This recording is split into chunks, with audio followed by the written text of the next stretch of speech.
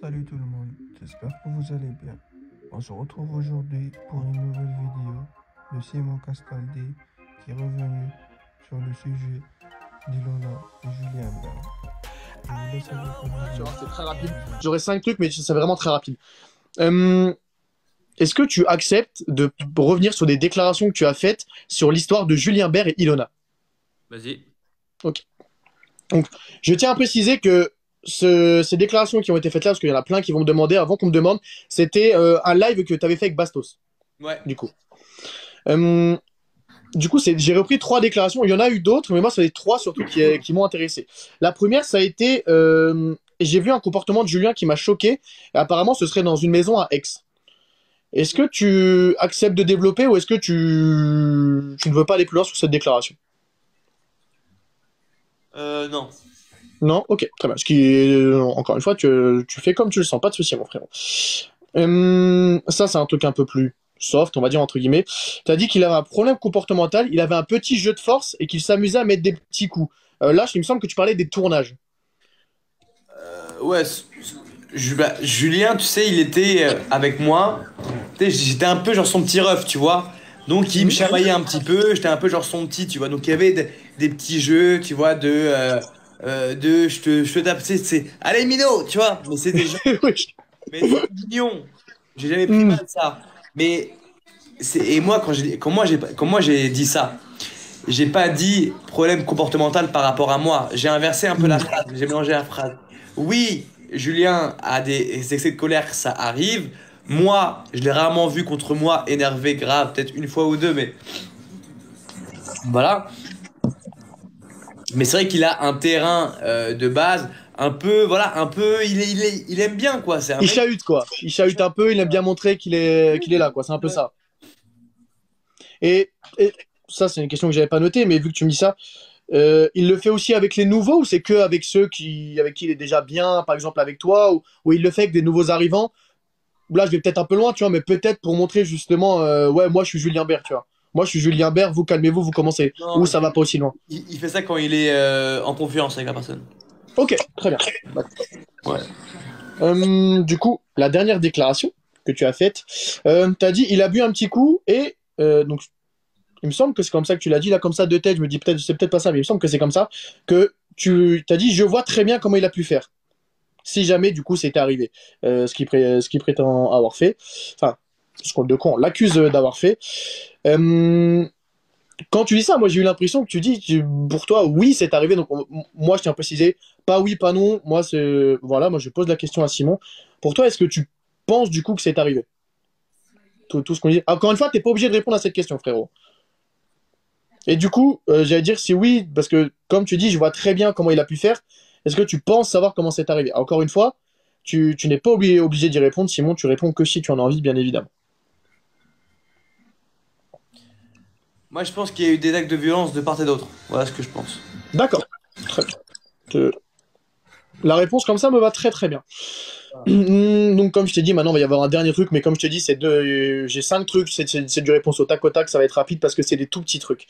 Je vais commencer par Nicolas Lozina, parce que vous étiez bien proches et tout ça, enfin on sait, il t'a un peu pris sous son aile, même si je dis pas de conneries au final, voilà, c'était comme ça, c'était bien. Je pense qu'on a tous bien aimé le duo au final. Quand il s'est passé ce qui s'est passé avec Laura, si je dis pas de conneries, il me semble que tu l'as appelé et qu'il t'a un peu recalé, entre guillemets, enfin il a vite raccroché, et il a dit qu'il te rappellerait, si j'ai bien entendu, et il t'a jamais rappelé, et puis il me semble que enfin on a l'impression que ça fait un peu, vous êtes en froid en fait. Ou... Alors, c'est pas que je suis en froid avec Nico, c'est que je suis en rien du tout en fait. C'est que moi, quand moi j'ai vu la news de leur divorce, ça m'a choqué. Comme tout le monde, j'ai appris une nouvelle, comme tout le monde n'était pas au courant. Donc, je l'ai appelé directement 2 fois. Il m'a répondu en voice en mode. C'est quoi, je pense que je l'ai la voice. Là, en exclu, je vais te la sentir. En exclu, on a la voice là? Oh, c'est beau ça. Ah, vous êtes Gucci avec mes interviews, les frérots. Vous êtes Gucci de ouf, hein. Ah non, pardon. Pardon, il m'a pas répondu. Il m'a répondu donc le 6, donc j'ai envoyé le 5 juin 2023. T'es là mon frère avec des appels. Il m'a répondu le lendemain, frérot, j'ai pas envie de parler avec des mains qui prient.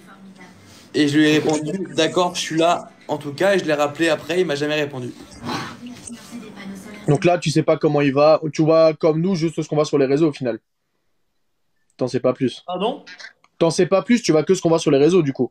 Ah Par ouais, rapport à sa situation, comment il va. exactement. Ouais, ouais. Du coup, 5 question. janvier, 5 janvier, pardon, 5 janvier 2023. J'ai juin. Ok. Ah, ça commence à dater déjà quand même. Enfin, pour votre relation, je veux dire, vu comment vous étiez proches, tu vois, c'est dans ce sens-là, je vais dire, j'ai l'impression que ça commence un peu à dater. Euh, T'es pas en abrouille avec Adé Laurent, toi, par rapport à Adixia? Ça Non, va ou je le parle pas, enfin je le parle pas, je le connais pas ce mec. comme ça, comme j'ai dit, Non, réponse au non, tac au tac. je voulais dire janvier, c'était le 5 janvier 2023. Et c'est là, hein, c'est là le message. Je vous montre les messages, je suis pas un mytho, hein, je vous montre que moi je suis pas un mytho. Hein.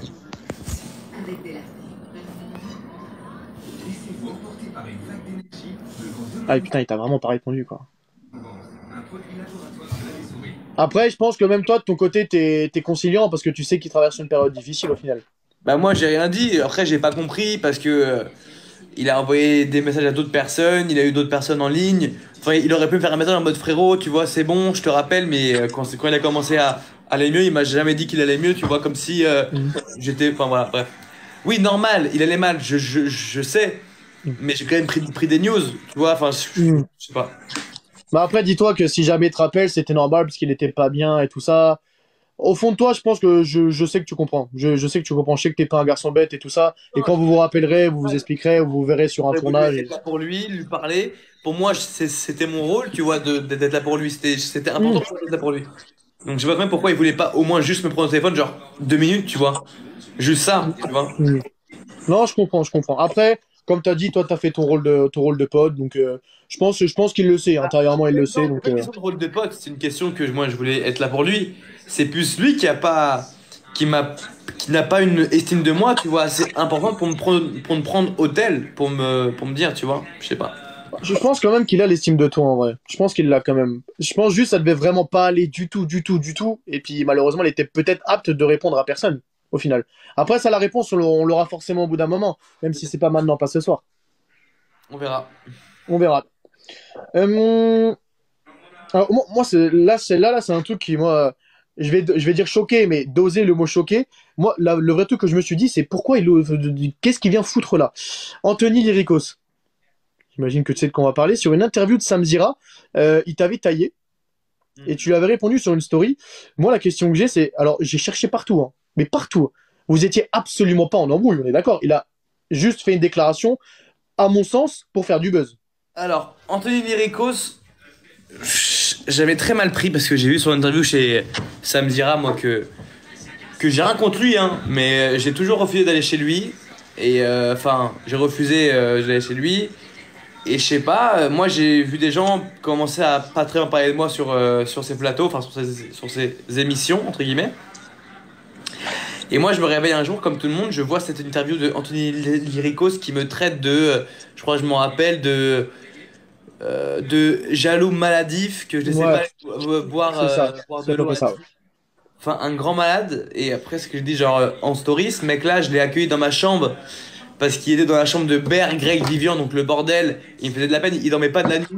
Et un matin, il se lève, le premier matin, il se lève, il dit: Ah, j'ai mal dormi, je dors mal. Et jusqu'à 3 heures du matin, il faisait la fête, machin et tout. Je lui ai dit: Anthony, si tu veux, viens dans ma chambre, tu viens au-dessus de nous.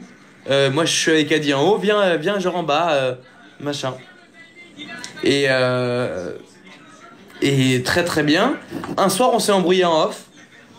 Ok. On s'est embrouillé en off en ça parce que je me suis embrouillé avec Adi, c'est vrai.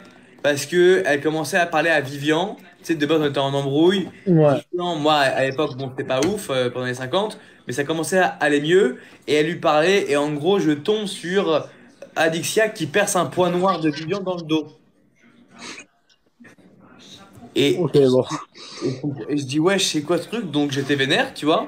Mhm. C'était de la merde, tu vois, mais à ce moment, j'ai pas compris. Bref. Et on s'est embrouillé. Et Anthony, il rigolait avec Christopher, je crois, par rapport à moi. Mhm. Elle Ah était oui, pas carrément. tu vois.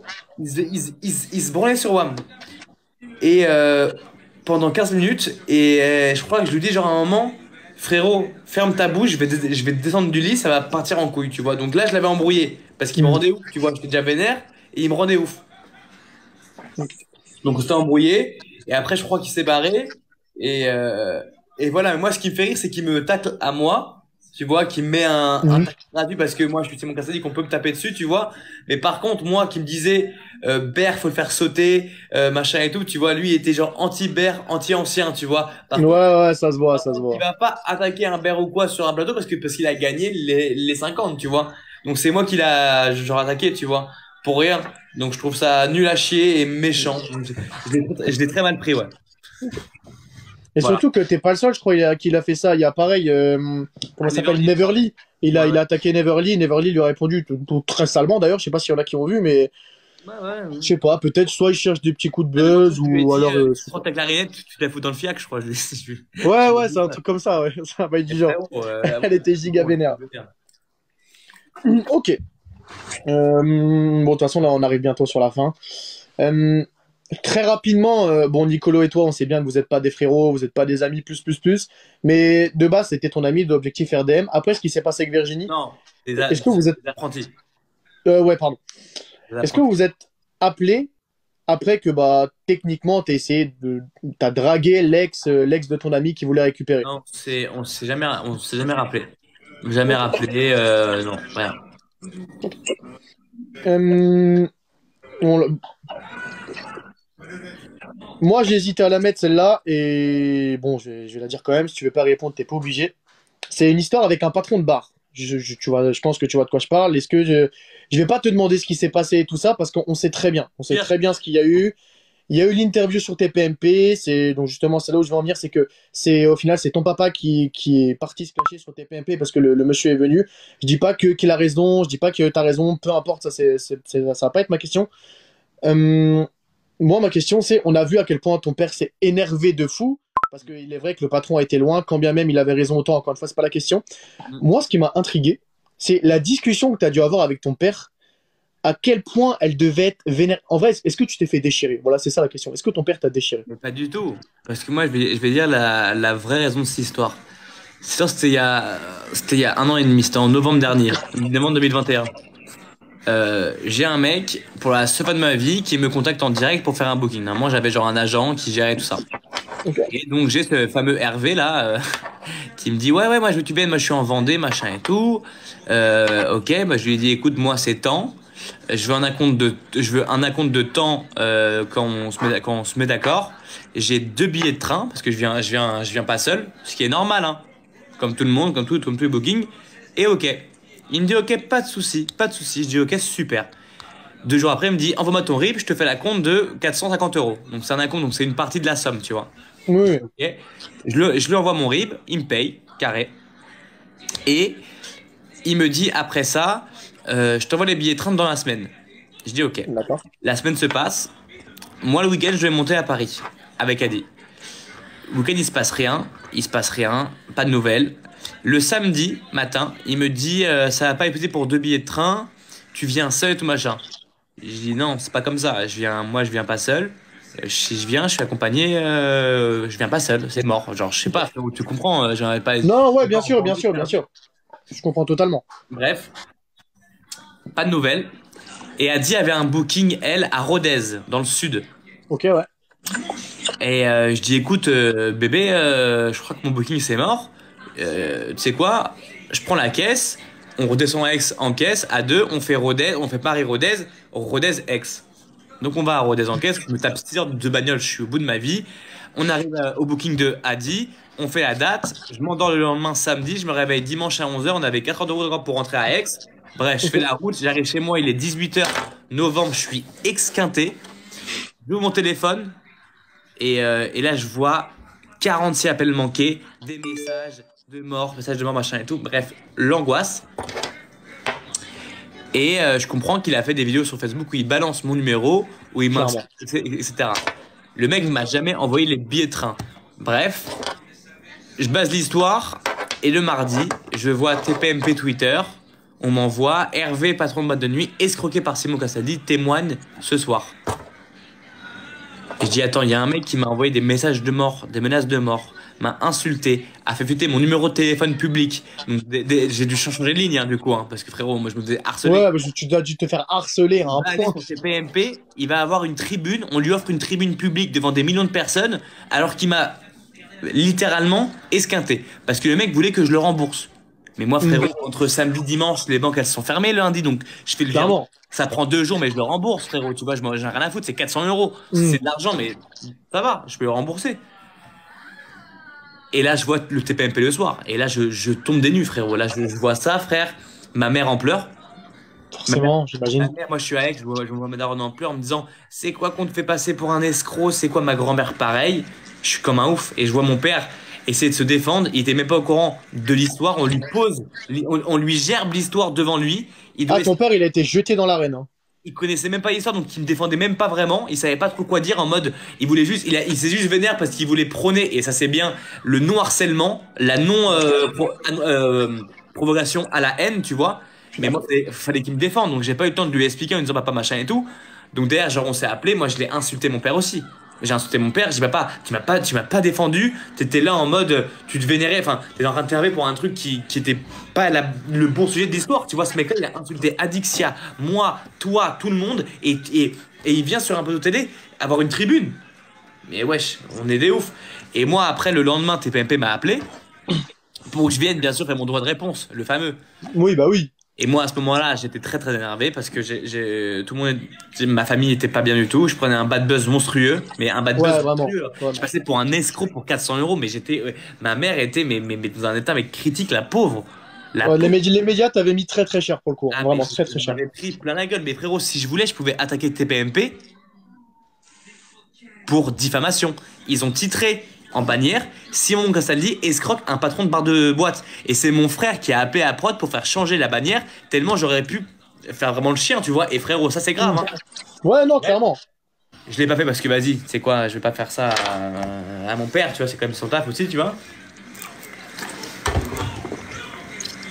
Et donc, il m'appelle le lendemain, TPMP, en me disant ouais Simon, viens, j'écoutais bien, moi je suis à Aix, je viens pas à Paris. Je les insulte pendant 10 minutes. Je dis que c'est une honte, machin et tout. Bref. Et un mois et demi plus tard, je fais une interview pour Gossip Room, où il me parle de ça. Et là, j'ai mis une cartouche à TPMP.